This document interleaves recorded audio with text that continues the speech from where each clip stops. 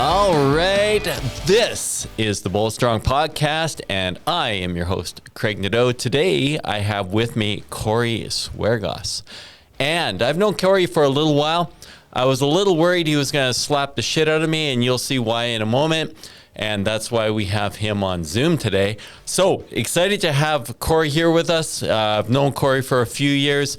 And Corey's been doing some great stuff, both with bodybuilding and also with the UFE and the new Slap environment. So let's jump right into it. This is Corey. Hey, how you doing? Corey. How's things? I was just watching your Las Vegas recap. Okay, nice, man. Yeah. Lots things are really good, dude. Things are busy, things are good, everything's opening up, man. 2023 has been a really good year. How about you? Yeah, pretty good. It's good, been man. I think our business, like our main business is it's still coming out of COVID, to be honest. And so there's like, it's not like people are in the COVID mode, but there's a lot of companies that are now struggling for all kinds of reasons that didn't exist kind of pre-COVID. So totally. Yeah, for sure. I mean, to get back to 2019 levels, I think it's going to take 5 years. I mean, we're just coming through it, now. So, I mean, I think we still got 2025, 2026 before we really kind of get back to where we were and, the markets and stuff like that. And I don't know, it still blows my mind, to be honest with you, that that the economy hasn't corrected to the levels. I'm surprised it's actually held up this long, is kind of what I'm getting at. Yeah. I think there's that's a separate podcast maybe, but like it's almost, I feel like what COVID did was it trained business to do it without needing people in the same way they needed people before. And so I think Canada in general lost some good people over the time frame, and now they're in the US or they're in the Caribbean or wherever they are, Totally.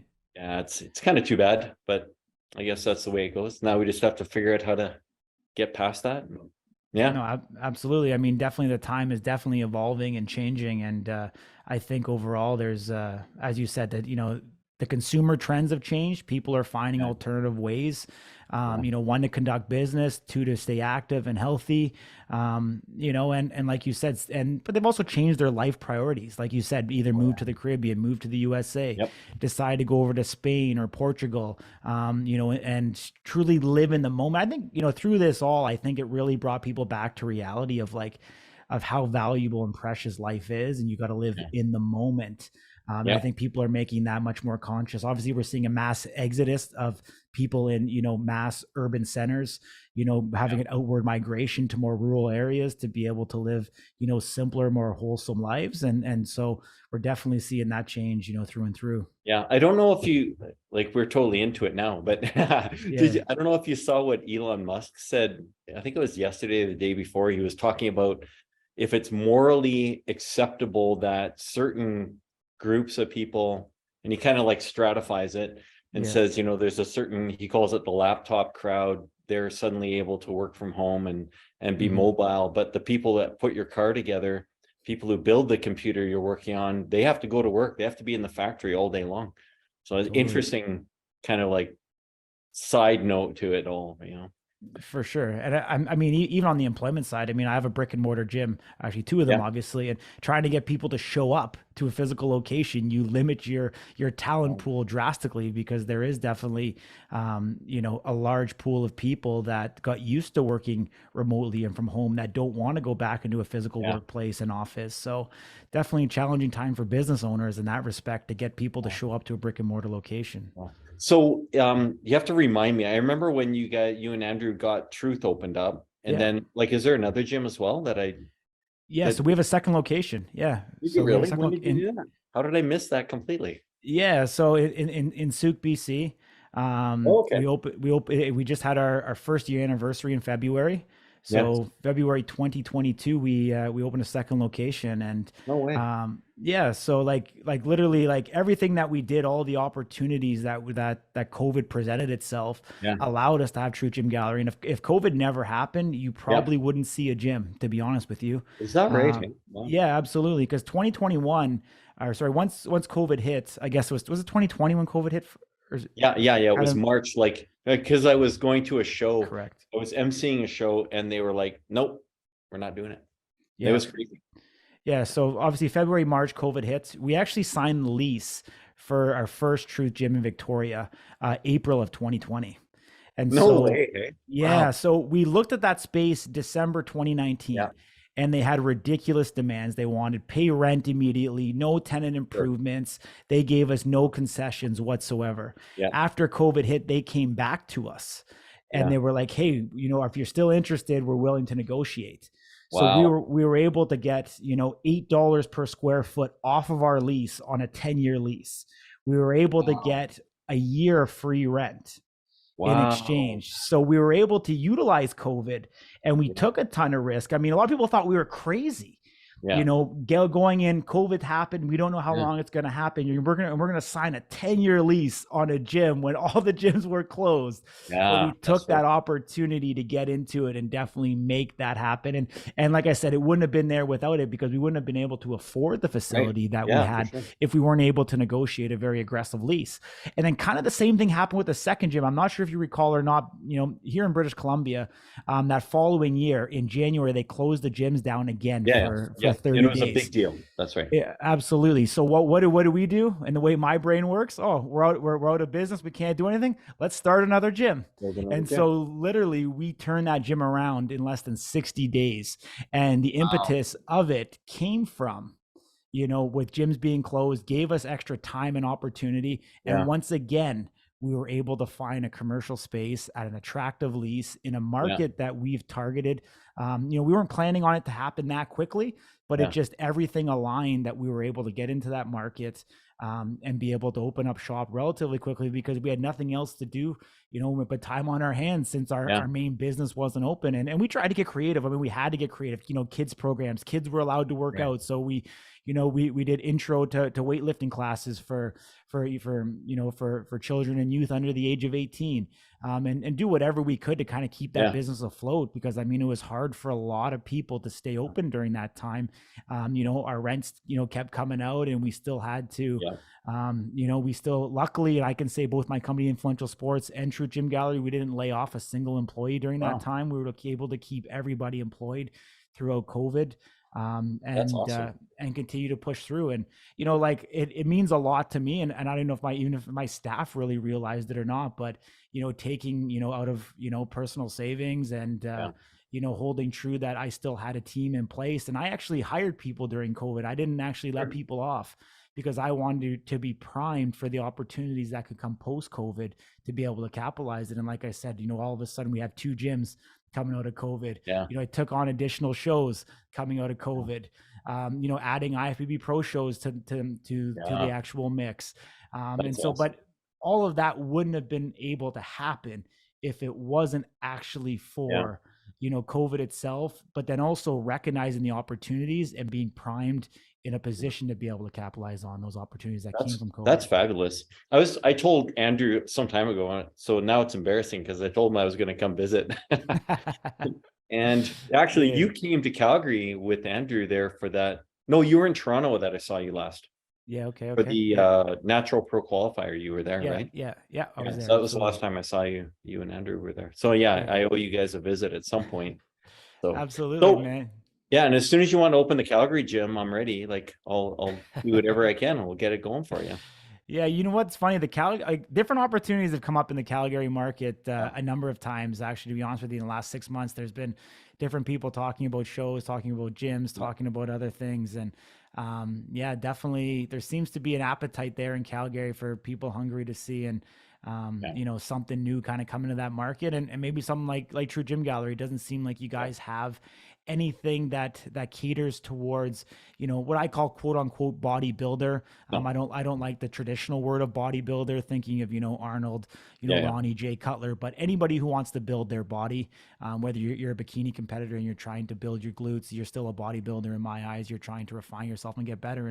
Yeah, for sure. True Gym Gallery is a location for people to have a serious workout. You want to Right. come in and you want to train and you want to improve, and that's kind of the culture that we're trying to build. Yeah, I think there's room in Calgary, for Mhm. sure. And if I'd be happy to help you out there. No Yeah, problem. yeah. Absolutely, man. I So, mean, the goal is 5 gyms in 5 years. So we're oh, that'd be coming great. on 2 years now, Yeah, in July, and we've got 2 open. So we're definitely on pace to do so. that's And cool. by the end of the year, I think we'll start putting, pen to paper and trying to find a Yeah, lease and that's where cool. we're going to get the next one rolling. So yeah, we're Yeah. in a good spot. So going back to the show conversation. So I was at one of your shows, and then now, like, what shows are you producing now? What's the group of shows? Yeah. So this year already, we've had the Vancouver Island Showdown, which is both an Yep. amateur regional event, as part of the Canadian Physique Alliance, as well as Canada's only female IFBB Pro Show. This year, we had women's wellness, women's physique, and women's bodybuilding. We had, around 20 women step on that stage vying for that Miss Olympia qualification.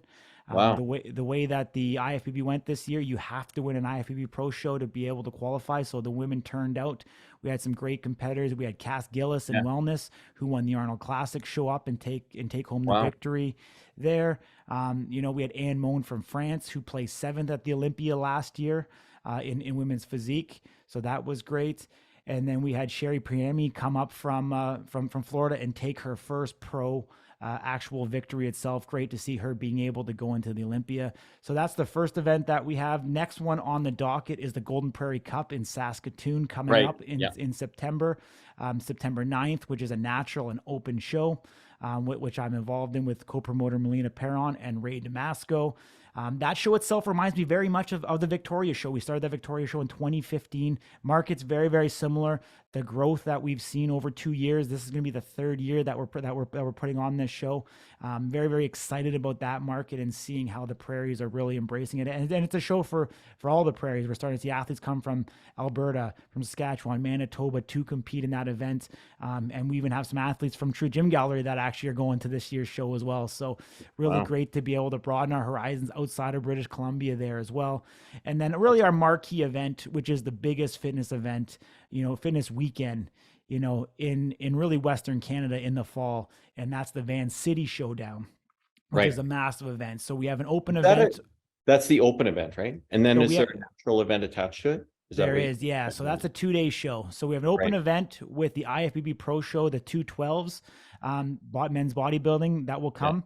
That's the last qualifier before the Olympia for the 212 athletes. So we're expecting it to be a really big show. A lot of international athletes have also reached out, in regards to getting invitation letters to be able to apply for visas to come to Canada. So we're really excited Yeah. about that. Well, that's And awesome. yeah, making that happen.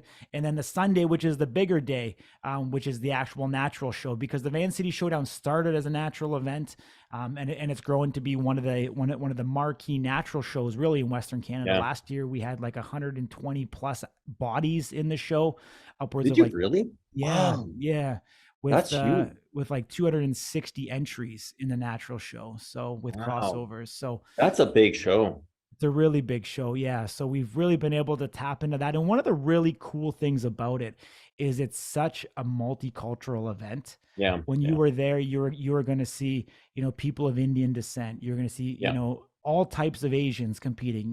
Men's physique and women's bikini has really blossomed. Whether you're Chinese, whether you're Viet, whether you're Thai, whether you're Filipino, Mhm. we're starting to see these athletes, both men and women, come into the sport. And obviously, being in Vancouver, one of the first stops, whether you come over on the boat or the plane, you stop in Vancouver. And so we're very multicultural here, on the West Coast, and you really Yeah. do see that in our show. And it's something that I take great pride in, Yeah. that You know, people that come here can really feel comfortable. yeah. Corey, back in I think it was the last show in November, I think was the Yeah. natural show that you had. And then my friend came from Calgary. He came out there. You probably would have remember him. He was a really big Samoan looking guy. And Okay. he said he felt like he was just towering over all of the other competitors. And so he didn't do great, but Yeah, he yeah, yeah. loved the show. We had a lot of fun. So Awesome, man. I appreciate that. Yeah, yeah, yeah. yeah.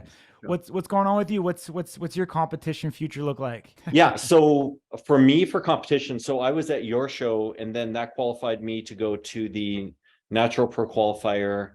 That was Rudy's show out in Toronto. I got I got messed up because of COVID. And I don't know if you remember, that was a crazy story where it went from like the Open Pro Qualifier was like 2 weeks previous, and Hmm. there was like people that were in the hotel when they canceled the show. They had already gone for tanning and stuff, and they canceled Really? that show. And then my show was like following 2 weeks later. So I went to the so I ended up not going to that show and then going later to the next show. And then so I won there. I won the Grandmasters, and then I came second in Masters. So I didn't get my pro card, Hmm. and I have to work on the IFBB to figure out when they're going to start giving me a pro card for being Grandmaster. We haven't figured that out yet. Yeah, yeah. So this year I'm kind of gearing up for the Alberta Natural, which is July. And Hmm. then I would go out to probably do the Toronto show. So I'd love to get out to Vancouver though, because that was pretty fun out in Vancouver, to be honest. So Yeah, yeah, yeah. yeah. So Yeah. that's kind of my plan, to do the pro qualifier again, and Hmm. in August, I guess, is when it is. So Yeah, I mean, in all honesty, I mean, if you do that and you get out there, do the regional, do the pro qualifier, get back to it, mentally prepare yourself. The North Americans is where you're yeah, gonna yeah. find the Grandmaster Pro cards at. Is that right? Really? In Pittsburgh. Yeah, Pittsburgh. that's the only event that offers it for each of the master categories. And so, Really? depending on your age, if you're 55 plus, you can compete there, 45 Yeah. plus, and so you can compete multiple, and they give pro cards for each one. Really? And when is the Yeah, Pittsburgh show? it's typically the last week of August, the beginning of Oh, okay. September, wherever that long weekend kind of Yeah, yeah. falls. So that's a really big weekend. They give something like, That'd I be don't know, great. 300 pro cards out at that What? show. It's massive. Yeah, yeah, yeah. So, Everybody, you get one when you enter with your badge. yeah. That's Well, crazy. Wow. there's over 1,000 and there's over 1,000 competitors. I think even last year there was almost Really? 1,500 competitors or something in it. So Whoa. That's very, huge. very good show. But if you want to play on a playing field with people of your age, I'd Yeah, yeah. strongly suggest it. You do have to compete at the natural pro qualifier, or Huh. one of the pro qualifiers in Canada Yeah. first, and then you're able to apply with the Canadian Physique Alliance to get their Really? approval to go down the Oh, I'm gonna have to U.S. check But that. That would be really yeah, great. So yeah, it'll be a good experience for you to be able to get yeah, down there and see that and see the production that they put on yeah, there. So yeah, that would be really great. Are you coming to Alberta anytime soon, like this weekend, maybe? this weekend, maybe. At this moment, no. I don't have Okay. anything planned in Alberta. Yeah, But I know you guys have a show going on there. yeah, that's Um, this weekend. So yeah, like I said, I mean, it's funny. There's a lot of people that have reached out to me from Calgary the last little bit, so I do got to make it out that way eventually here, but yeah, don't have anything in the works at this moment. yeah. Well, Stampede comes up pretty soon. You can come out for Stampede and then stick around Totally. for show, and Yeah. it could be fun. Absolutely. I know I'm actually heading to Las Vegas this weekend. I've been doing some work with the Oh, UFC and Power yeah, Slap and stuff that's going yeah. on there. And they've got an event coming up, Power Slap #2 on Wednesday. So in Vegas on Monday for the press conference, the official weigh-ins and face-off on Tuesday, and then the actual event itself taking place on Wednesday. So That's crazy. exciting times So there. fill me in on the like, what is the slap event? I feel like green to this. I feel like we did this at high school, but then Yeah. now it's morphed into an event. Totally. I mean, you know what? Slap boxing has been around for a number of years. Kids are Yeah, doing it in the schoolyard and stuff like that now. And it's been one of these things that originated back in like 2017. Or actually, I mean, I can even go back. 2008. Slap for Cash was a guy that got very infamous, has a huh. million followers on Instagram, and he was paying people to allow him to slap them, and it went Wow. viral. It went viral on social media. So he did that for a number of years. He's racked up billions of views Sure. doing this. And Wow. then in 2017, a guy by the name of JT Tilley started Slap Fight Championship out of Missouri. And so Wow. essentially what he did was he took this sport, created a set of rules, went to the the governing body, which was the athletic commission, got it sanctioned, got it approved for gambling, and started producing events, back Wow. in 2017. And so, he was able to do, events very similar to how we do bodybuilding events, in casinos, Yeah. in theaters. And then COVID hit, and he was forced to adapt his business model online, go to undisclosed locations because the venues were shut down, and he wasn't, allowed to be able to have these type of events. Went to a straight, production, of pay-per-view only, so like Wow. great entrepreneurs adapting the business model to be able to continue the sport to, to evolve and grow. And then, March of last year, which was 2022, Lorenzo Fertitta and Dana White decided to get involved, and they put their own money to back it. Huh. Both those guys were kind of in retirement mode with the UFC because they Yeah. were bought out by Envision, which is a massive, internationally traded public company. So they came out of retirement to start this league. Wow. And so they started this Power Slap. They did a bunch of trials, and then they filmed the Road to the Title in December of this past year. And they had a deal with TBS, very similar to the Ultimate Fighter, Yeah. to kind of, or Hard Knocks if you're an NFL football fan, to Yeah. kind of give you some of the behind the scenes type of stuff. And then they produced, the historic Power Slap #1 in March of this year. Wow. And like I said, Power Slap #2 coming up. They've got, they actually changed the way that they're doing their distribution model. They decided to get off traditional television with TBS, and they went to Rumble, which is kind of a Mhm. YouTube alternative. Yeah. That's kind of being put, and they signed an 8 event contract over 2 years with them. But Wow. I mean, really, like I said, it's these guys are kind of taking the, philanthropist model. Yeah. They're working with JT Tilley, going state by state, getting this approved, really at the grassroots level, getting it approved by all the commission. Creating the set of rules that people can fight. And if you look at the Right. way that consumers are evolving, this is primed for this time. Sure. If you look, right now when songs come out, they're less than 3 minutes long. Yeah. Consumers' attention spans are so short. Yeah. This is a made for social media sport. This is made Sure. for TikTok because you get that instant gratification. They essentially looked and they said, okay, UFC, people aren't watching it because they don't want to watch 15 minutes of fighting and Yeah. rolling around and land. Like, now you get instant gratification. You get 3 slaps, happens in less than 5 minutes, literally the Mhm. entire event. And the knockout rate in slap fighting is phenomenal. It was like Is it really? 70%. It's like No way. 70%. And Wow. so literally you get the anticipation, and it's like nothing you've ever seen before. When you were actually there at the event, it's actually like being on the 18th green at Pebble Beach. Everybody Mm. is dead quiet. And Yeah. then Yeah. that slap happens and everybody erupts and cheers. It is That's awesome. insane. And Yeah. so yeah, like of the actual 10 events, I think 7 of them ended up in knockouts. So it's Wow. literally instant gratification in your face, that satisfaction when you watch the way that they're producing this. It's Yeah. absolutely incredible. They have the slow-mo, and you see the, the dysmorphia of the face and the Yeah. way Yeah. the Yeah. slap is being done and the camera angles and the production, and unlimited budgets with the UFC and the way that they're doing this. So it's really an incredible, time to be alive when it comes to this. And to be quite frank with you, like the reason why I got involved with this is that, obviously being a promoter in the bodybuilding Yeah. Yeah. space, I've always looked at other industries Right. and pulled other information. I looked at Broadway and what do they do for entertainment? What does Cirque du Soleil do for entertainment? And how can I adapt, certain characteristics from those shows and put them into a bodybuilding event? And I mean, I Right. look at Dana White as being the best promoter of all time. And Yeah. so now he's become a mentor to me, somebody that I look up to, somebody that I've been able to obviously communicate with and meet Yeah. in person.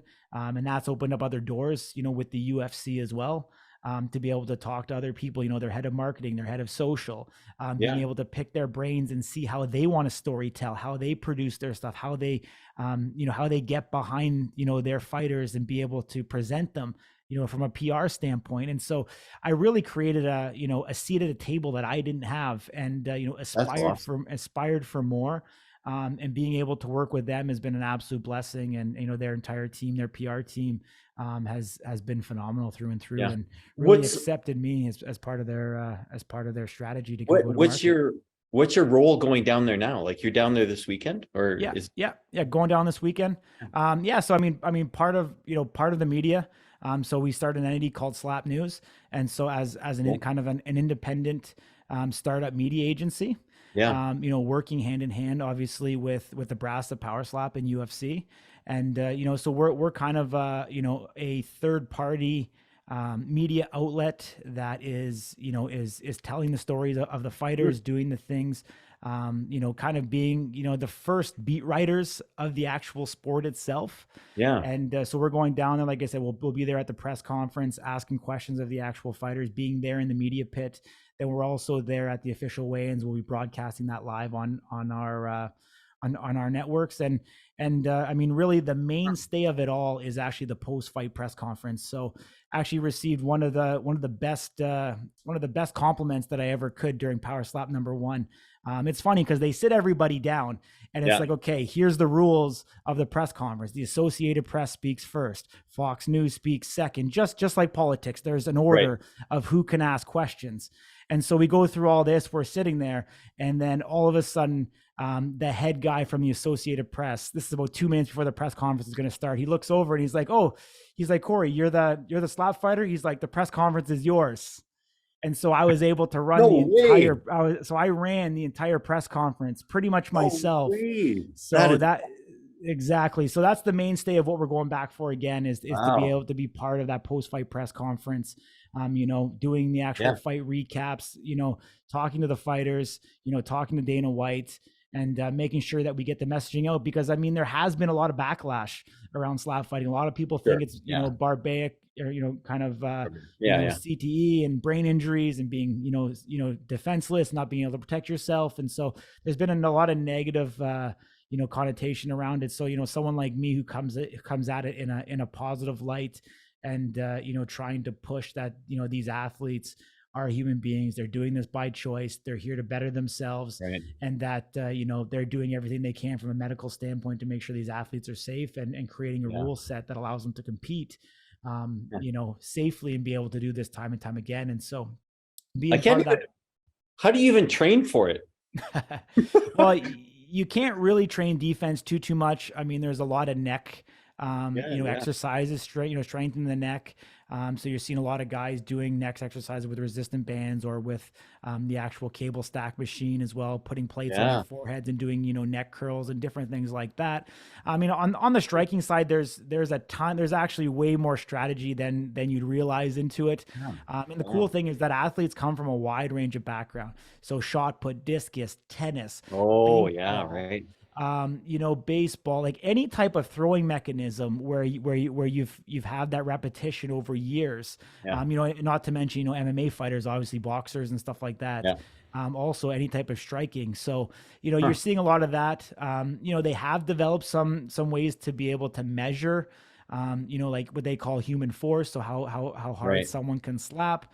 But you're seeing a lot of heavy bag work. You're seeing, I don't know if you know what bob is, kind of the martial art bob, the kind of rubber guy that sits on a stand. So they're utilizing that in their training with their striking. But then you're seeing a lot of guys adapt now unique training styles, and they're doing things like paper balls that get thrown up in the air, and they add the way they move differently, and trying to hit with the center of their palm on that piece of paper. And so it's still very young and very fresh, but now we're starting to see camps form. We're starting to see Donovan Cross down in Arizona, kind of Colorado, develop actually training, actually slap fighting specific. We're seeing Dwayne Crespo up in New York starting to run actual classes, just like, you have a yoga class or you have a karate class. Now he's starting to run actual slap fighting classes. And So we're starting to see it. Who would have thought, for sure? Like 10 years ago, you go back 10 years and it's like, there's going to be a whole thing around slap. No, everyone will be like, you're insane. But I'm not sure if you've seen, some of the comments that Dana White made, but right now slap fighting is smashing all major sports, including the NFL, in social media engagement and numbers. Like, we're talking billions upon billions of views are happening right now with this. And like I said, it's the instant gratification, with TikTok, Instagram, and seeing it really blow up. So, just trying to catch that trend and be part of something, like I said, and create a seat at a table that didn't exist, and make those connections and those networks. I think anybody, now we live in such a great time where you can literally, if you have a smartphone, like, you have the ability to record, you have the ability to publish, you have the ability to market. and you have Yeah. the ability to connect with pretty much anybody out there in the world. And, I commend you for, starting a podcast and, reaching out to people, doing interviews. And it's really about trying to set yourself up, obviously, and, make those networks and those connections and do something better than yourself. I mean, you could be sitting at home right now in bed or on the couch and doing nothing with your time, but, putting out content is definitely something that gives you an opportunity to get out there and show the skill set that you're working on and continue to push, your mission. Yeah. What would be kind of cool is to have to create, maybe a 20-30 minute video that shows the people training, some of the background, kind of like the old Arnold Schwarzenegger movie, and then we could have, that'd be kind of cool to show the beginnings of this thing that's going to evolve into something bigger. Totally. That'd be neat. Yeah, totally. I mean, we're trying to do a bunch of different things. Yeah, we're trying to do some documentary style stuff. Yeah, And the first time it was all fresh and new and young to everybody. And so we were there, real quick in Vegas and trying to capture as much as we can. But I mean, this time we've got another strategy kind of in play, and we're going to try to capture more of that essence and really try to be able to show, the mental state, the psyche of the fighters, their preparation, their training, their rules meetings, trying to like really get into the entire week, because people don't realize, and the medicals these guys have to go through are insane. They're doing full CAT scan, drug testing, they're doing full physicals, like really in-depth physicals for them to be able to do this. And it's great to see that there, no cost is being cut whatsoever from the UFC, and they're offering these guys the same level of medical testing and safety that they do with the UFC. So it's great to see. It's this kind of like you're whatever you said just kind of brought me to this one thought of just kind of creating content and stuff. It's one of my favorite videos that you did. You posted up, and probably I hit like on it, but that's all you got. Was you were at a show, and it was just a video of you walking around the show, and the camera guy was behind you. And it was just like almost vignette, like where you were just walking around the show and just capturing little pieces of it. That was a cool video, I think. Okay. Those are fun. Cool. I really like that kind of style of video. Absolutely, man. Yeah. I mean, there's so much to capture. It's just a matter of putting a strategy in place and doing it. I mean, I think this whole thing about athletes, that want to go do shows and be dark horses and not promote themselves, I think that's such an archaic way to look at things, because you're doing yourself a disfavor. You know what? There's always going to be somebody great who shows up at these shows. And if people don't know you're doing them, you're actually wasting an opportunity. And, people want to follow people that are current and relevant and are doing things. And the people that follow you, honestly, for the most part, they're there because they want to support you. Any of the haters, or you don't want to put yourself out there, it's really simple. There's a block button on all social media, and don't be afraid to use it. You know what? You don't need to have 1 million followers to be successful. I learned this a long time ago in business. Like, you actually only need 1,000 people that believe in what you do. And if you think about it, if you have 1,000 people that watch every video, you have 1,000 people that buy whatever product you put out, or if you decide to launch a t-shirt, like, let's just look at for that example. If let's say you make $20 profit on a t-shirt, and you could sell 1,000 of them. And if you could do that once a month, like, do you know what I mean? So the number doesn't have to be huge. People get this idea that they gotta have 10,000 followers. I got to get the blue check on Instagram. And it really doesn't matter. If you have 1,000 people that religiously listen to you, buy into you, and believe you, it becomes much more manageable and becomes much more attainable. And if you can connect with 1,000 people, you'll be able to do whatever you want in your life, because those people will be there to back and support you. So that's a pretty good idea. And I think you have it. I don't know if you're still doing your podcast series. Like, you had what was it called? The Physique Business podcast. Yeah. So we've taken a bit of hiatus from it, to be honest. I went hard on it for about 2 years, and we put out, over 100 episodes. And, to be quite honest and frank, I actually lost the passion for it. It was something that I loved to do, was talking about business, in the fitness industry. And that's what I do every single day.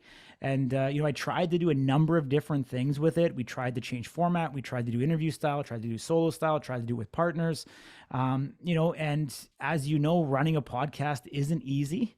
Takes a long time. It's a grind. It's a long time.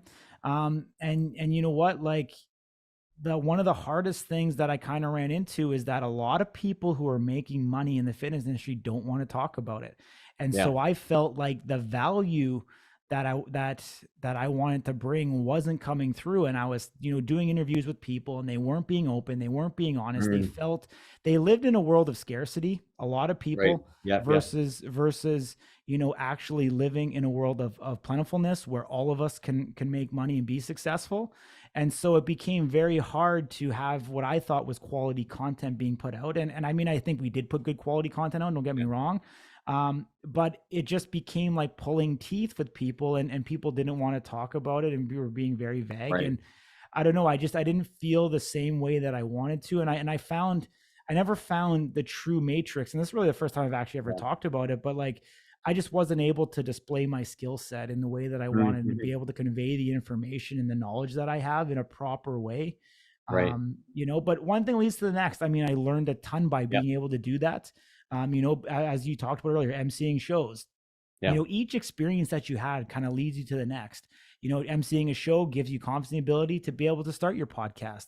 Whether Right. you public, it really starts back in elementary school. You do public speaking, and then all of a sudden that leads to the next, and then by Yeah. putting yourself out there allows you to kind of build a skill set in different experiences that will allow Absolutely. you to be successful when you want to start these new ventures. And so, Physique Business Podcast, even though I'm not doing anything with it right now, it's still up there on all the major Yeah. networks, but It's great content. Yeah. can always revitalize it. But it allowed me, like I said, to start, to get into, the stuff that I'm doing here with Slap News, and Yeah. give me that confidence and that Yeah. ability That's to be awesome. able to do it at a very high level. So Yeah. yeah. I think it's interesting, and we've probably talked about it before, but you get into these fitness podcasts and you're like, okay, we're going to have this really great conversation about how to build peaky biceps or big Mhm. quads. And it's like, that's been done. Like, Totally. you're not going to create, like, you have to find niche spots. You found a Yeah. cool niche in just like being the business side of the Yeah. physique industry, which was cool because content gets old fast, and Totally. you have to reinvent all the time. And yeah, that Totally. can be a tough ride Yeah. too.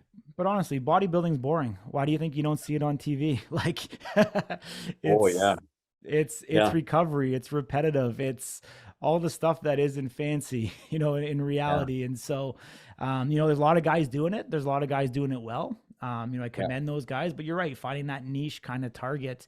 Yeah. And I think that's the beauty of it. Like, I mean, I think back to when I was a kid and you used to listen to the radio, and whatever they played is what you listened to. And Yeah. nowadays with Spotify, you can change it instantly. You can get access to music just like that. And same thing when it comes to, podcast or any type of media, really. Like, it's on demand, it's instantaneous, and you can Yeah. get very, very specific. You no longer have to watch Sportsnet and wait, Yeah. 20 minutes to see, the F1 race that you want to watch. Yeah. Now you can literally go to an F1 network and get Yeah. it in real time. And then you can go to YouTube and you can see all the commentating from, the experts that decided to cover that, and get really what you want now. And I think there's, a true blessing to be able to have that information and access. And as we kind of talk about it, I'm sure you're going to be working on this right now. You're probably going to continue to work on this, but, building a community of like-minded people Yeah. around that have the same interests, that you do, that jive with you. And I think that's one of the most unique opportunities we have in this time, in human society, is to be able to collectively worldwide be able to bond together on common interests and goals and similarities, Yeah. because of technology It, allowing us to it do really so. is nice. And you think back to like when I was a kid, and how do you bond with a community when your access to it's through a magazine, or like it's Totally. hard to, it was tough to get to shows, and it was just Mhm. different. Now it's like I can just pop a message over to my buddy in, Ottawa, and just say, hey, how's the training going? And then you feel connected. It's really nice. Absolutely. I mean, and now you can work with Neil Hill in London if you want. I Yeah, mean, you can exactly. work with the best trainers in the United States. You can hit up Charles Glass, Yeah. on Instagram. You no longer have to be in Venice Beach to be a bodybuilder. You can be Yeah. anywhere in the world and still have access, to all that information. I think that's the biggest thing, is the access to information now is truly Yeah. worldwide. The secrets are out. You've got the forums, you've got the social media. And Yeah. so anybody can do it. And actually, you look at Canada right now, we're putting on a ton of great bodybuilders, and Yeah. we're covered in snow, in some places for, 6, 8 months of the year. People Yeah. go indoors, and it's really helping bodybuilders, focus and be able to flourish as as Canadians, and seeing them do really Yeah. well, at It the is. international stage and at the Olympia. Yeah, it really is pretty amazing who we've been putting out over the last while. And you think of just who's on the Olympia stage, and Yeah, we've done some amazing stuff pretty recently. totally. It's pretty Yeah, amazing. yeah. Jennifer Doherty, Yeah. Chris Bumstead, Ian Valliere, Yeah. Antoine. It goes Laura back to Lee. Laura Lee Laura as well. Lee. Yeah, exactly. But I mean, it's been going on for a long time. I mean, Ben Pekulski, Fuad Abiad, Yeah. Frank McGrath. Like we've always been around. Canada's been a breeding ground for a lot of high end talent. Yeah. Um, Yeah. in It's pretty the great. space, Mark Anthony, the first ever men's physique Right. IFBB Yeah. pro, to come out. So there's been a lot of guys from Canada that, have either, started here, moved down. And I'm sure a guy that, natural guy there, Aaron Legend as well, from Toronto, now in LA, Yeah. turning as a natural IFBB pro, competing, in open, and doing very well also. Yeah. So seeing him kind of push that natural movement as well. And, in Canada, I mean, I'm not sure how much you want to talk about it or not, but in Canada, we lead the way in natural fitness. We have Is that by right? You think so? far, Eh? Yeah. absolutely we do. We have by far per capita, and this is, confirmed by Ron Hache, we have Yeah. 40% of the actual entries in CPA events are natural. Is that right? Hey? It Wow. is, yeah. So 40%, which is astonishing compared to the US. Is The it really? US is Wow. less than 10%. What? It's somewhere between I had no 7 idea. to 8% compete naturally in the Wow. United States. So we are truly globally leading the way here in Canada. As you know, the first when Ben Weider started in Canada, in Yeah. Montreal, the first ever, Yeah. natural IFBB pro show. And Yeah. like I said, we've been pushing that. I think, now obviously with it moving to the States, the US, and, Tyler Mannion, the IFBB are seeing, Yeah. what we're doing here in Canada in terms of the natural movement. And I think you're going to see more and more of that Yeah. grow in the United States, south of the border. But up here, we're definitely leading the way when it comes to natural fitness. Wonder why that is. That would be interesting to study and try to figure that out. Yeah. Maybe it's opportunity based. Like there's just more shows, more opportunity for the natural athlete to compete. Yeah, I mean, definitely part of that. I mean, we are more advanced. I mean, I've worked in the sports supplement industry now for over a decade. Yeah. So from a nutrition standpoint, trend standpoint, we're years ahead of even the US. I mean, we have a smaller population. We're able to adapt things. Like our kind of fitness, economy, ecosystem, whatever you want to call it here, much more mimics Australia than it does the US and Canada. Oh, yeah. And so we're much more progressive than they are in the United States. And like, if you look, I mean, I was just down in the States this past weekend, and you still look at the coloring, the dyes, the artificial flavors, Right. all of these, chemicals they're putting in their food. Like they're years behind where we are here in Canada. And so I think, just conceptually, of where we are as a nation, and how forward, and progressive we are compared to our counterparts in the US. And don't get me wrong, US is great, but we're just miles ahead, of them when it comes to that aspect. And so we're really leading the way. And I mean, this isn't a political podcast, and we can all talk about who's in power at the top in Canada, but we'll leave that where it is for now. But I think we live in a great country with a great place with a ton of freedom, and the opportunities and the options. I mean, you're in Calgary, right? Yeah. Yeah. Like you look at the health food stores that are there, Right. Community Natural Health, and different, access to supplements. Like, going down to the US, like you're in Seattle, like good luck trying to find an independent supplement store in Really? Seattle. Wow. It's very, That's very surprising. difficult. Very, very difficult. Wow. I mean, they do a vitamin shop, but a lot of them have closed. They do have some GNCs and stuff, but it's not as wide span. Like, obviously in Calgary, you've got Supplement King, you've got Popeyes, you've got Supplement World, all with multiple locations, plus Reflex. Like you guys have a lot of a lot of options available to you. And, down in the US, there's not that same, there's not that same penetration into the market. And it's just more broad. I mean, they purchase supplements much more on Amazon and online than we do here in Canada. Right. So, but as part of that, I mean, when you walk into a supplement store, you get knowledge base. You talk to someone who's in the industry, you bond with them, you connect with them, you ask questions. Like when you shop online, you know, you lose that personal connection and Yeah. touch. So, We have a great little store. If you ever come here, you got to come check it out. It's called Just Sweet Enough. And okay. it's I think they originally started marketing themselves as a diabetic, like supporting Yeah. diabetic lifestyles. Yeah. Yeah. And Yeah. I think they have every Walden Farms product on the shelf, and then a Amazing. whole bunch of other products. And it's kind of like walking into heaven when you're cutting. Yeah. Just Yeah. like Yeah. there's no calories in the store. It's pretty terrific. Totally. So Totally. a good little Awesome, man. thing. Yeah.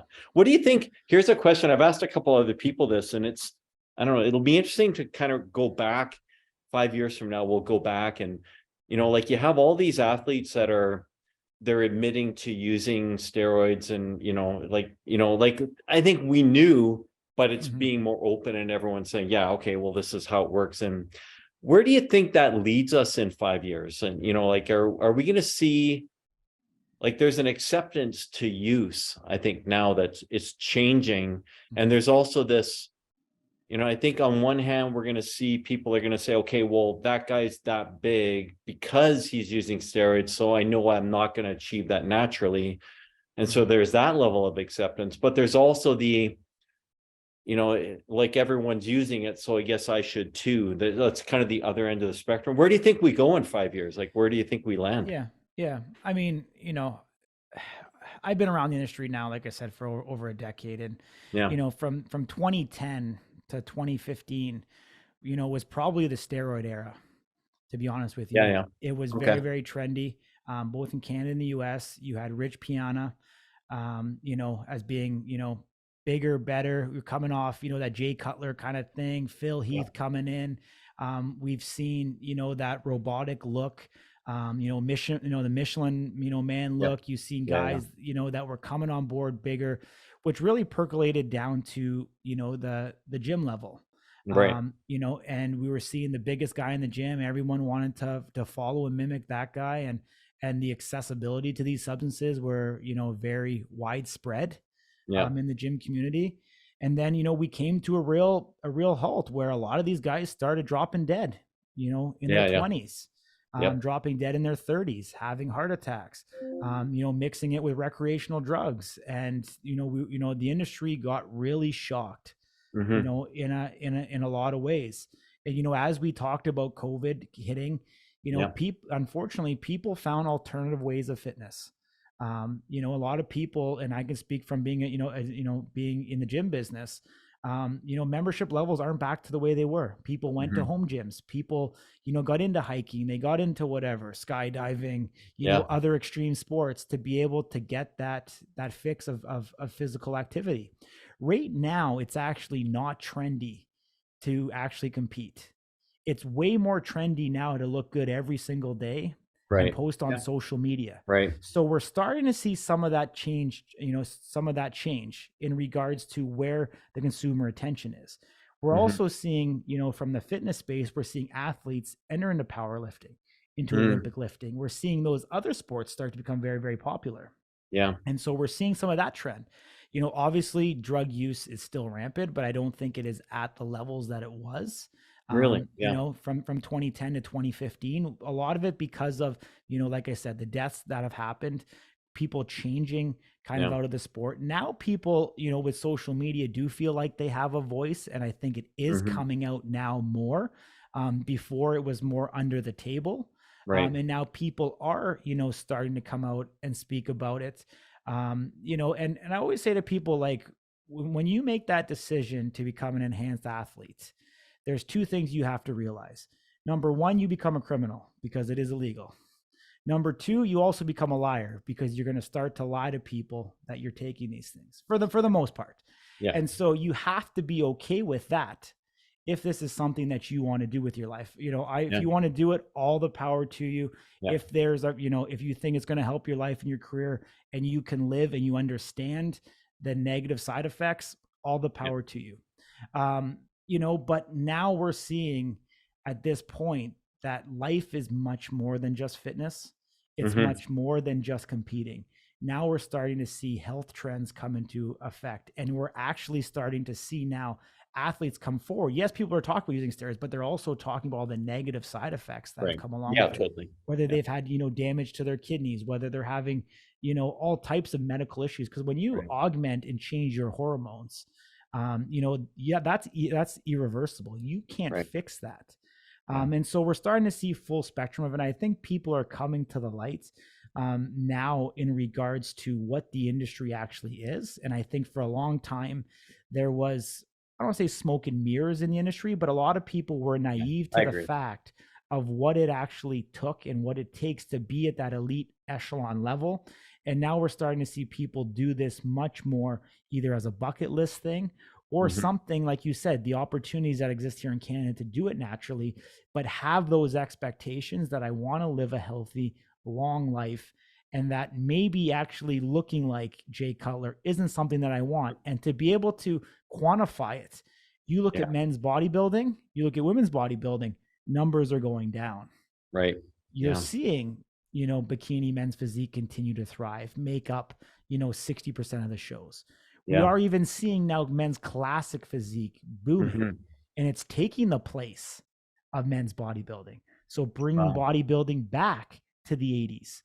So we're Right. seeing a regression now in what the ideal look is. Chris Bumstead, obviously being a Canadian, Yeah. paving the way for the classic physique division, an incredible ambassador for it, but now making that much more acceptable in society where Right. now someone like yourself, even you could say, I could actually aspire to do classic at a regional level or even a Yeah. national level. Yeah. But you say, I don't want to be a national bodybuilder. Like it's not, I'm sure, I don't know you deep enough, but I'm sure you don't want that look. No. But at least classic, you actually believe that you can obtain that look. And so I think that's where the consumer is kind of getting to, and I think, the people who speak the loudest don't necessarily represent the masses. And, maybe totally. I'm optimistic and positive, positive person through and through, but I feel like people are actually waking up to, what is going on in the industry and, uncovering that, when you do decide to enhance yourself, it actually makes things more difficult. It doesn't make it easier. Yeah. Because you're literally putting your life on the line, and life is much more precious than winning a plastic trophy at the end of the day. Yeah. No, I think I agree, and like it just Yeah. opens the door for more natural opportunities, and it's Yeah. it's an exciting time. I think I couldn't pin Totally. myself. I don't know how guys do it. Totally. I would Well, I'm I can done. tell you, if anybody tells you that's fun, there's something psychologically wrong up here. No, I could just I have no interest in it at all. So Yeah, I'm happy to be yeah. natural, and I can still get in my car normally and put on normal clothes and still go to work and sit in my chair. Yeah, I exactly. can't even imagine how bad it would be to weigh an extra 100 pounds. That'd be crazy. Yeah. Yeah, no interest at all. So For sure, so man. cool. So when are we gonna see you next? I got to come out to Vancouver probably. Yeah, I mean, Come to anytime, dude. The red carpet will be rolled out for you. You're welcome anytime at Truth Gym Gallery. Like I said, heading to Vegas this week. Yeah. The summertime's kind of coming in here, so made a promise to my team that I will not be starting any new businesses until at least September. Yeah. So just kind of working to refine some things in there, but. Hopefully come the fall. I mean, hopefully either, I don't know how far Saskatoon is from you, but if you can make the drive out there, it would be great. Or Yeah. I mean, it'd be great to see you there. Let me know if it's something you want to hit up, but I'm sure I'll see you probably in Toronto at one of the qualifiers or maybe even North Americans. Yeah, that'd be amazing. I need a whole group of people to push me into that. That'd be awesome. What gym do you hit when you go to Vegas? What's on the list? Yeah. So, I mean, Vegas, I mean, there's a ton of great gyms in Vegas now. But I mean, Dragon's Lair is definitely worth checking out, or Powerhouse Las Vegas with Hita Tati is another great gym. I think Powerhouse is a much more well-rounded gym. If you want a quote unquote Instagram gym, check out Dragon's Lair. Flex has done a good job there. Yeah, he's done a good job there. But honestly, man, when I go down there, with the UFC and Power Slap, I mean, we're working 14, 16 hours a day. We don't even we don't get an opportunity to hit the gym. We don't get an opportunity to even go to the strip. It's literally literally this time we're going to get a rental car and we're going straight to the UFC Right. headquarters. So That's awesome. so just, yeah, busy That's working, exciting. man, Well, but appreciate it. post up some stuff. Want to see Yeah. what you end up doing down there. It's going to be amazing. So Totally, pretty man. exciting.